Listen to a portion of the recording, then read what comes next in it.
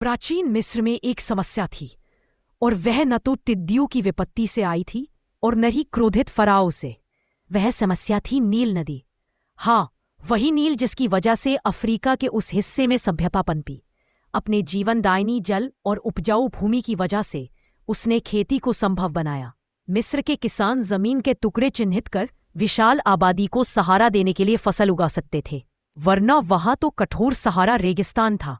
लेकिन समस्या यह थी कि हर साल नील नदी में बाढ़ आ जाती थी, और जैसे ही बाढ़ का पानी उतरता वह सारी जमीन की सीमाएं दर्शाने वाले निशान बहा ले जाता। किसानों को पता ही नहीं चलता कि कौन सी जमीन उनकी है।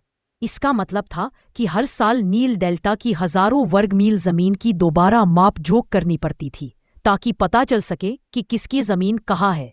यह काम हार पे ताना पताई करते थे, जिसका अर्थ था रस्सी खींचने वाले।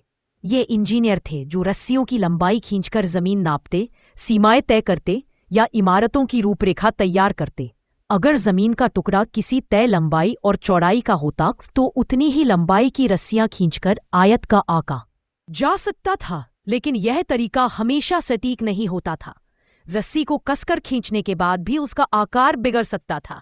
कभी कभी तो आकार इतना सिकुड़ जाता कि मापी हुई जमीन का कोई क्षेत्रफल ही नहीं बचता।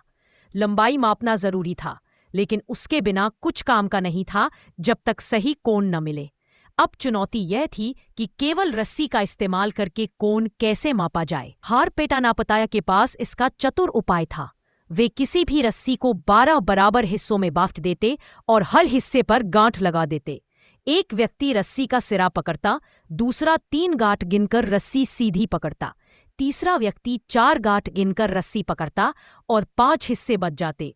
जब सिरा फिर पहले व्यक्ति को दिया जाता तो 3, 4 और 5 लंबाई वाली भुजाओं वाला त्रिभुज बनता, और 3 और 4 भुजाओं के कोने पर खड़ा व्यक्ति हमेशा सही कोण 90 डिग्री पर खड़ा होता। इस तरह कसकर खींची हुई रस्सी से कोण बिगड़ता नहीं था। बड़ी रस्सियों से वे बड़े बड़े समकोण बनाकर पूरी उपजाऊ भूमि जल्दी नाप सकते थे। यही सटीक माप और आकार की जरूरत थी जिससे जमीन नापने की कला, जिसे प्राचीन यूनान में पृथ्वी की माप कहा जाता था, से आगे चलकर ज्यामिति का अध्ययन विकसित हुआ।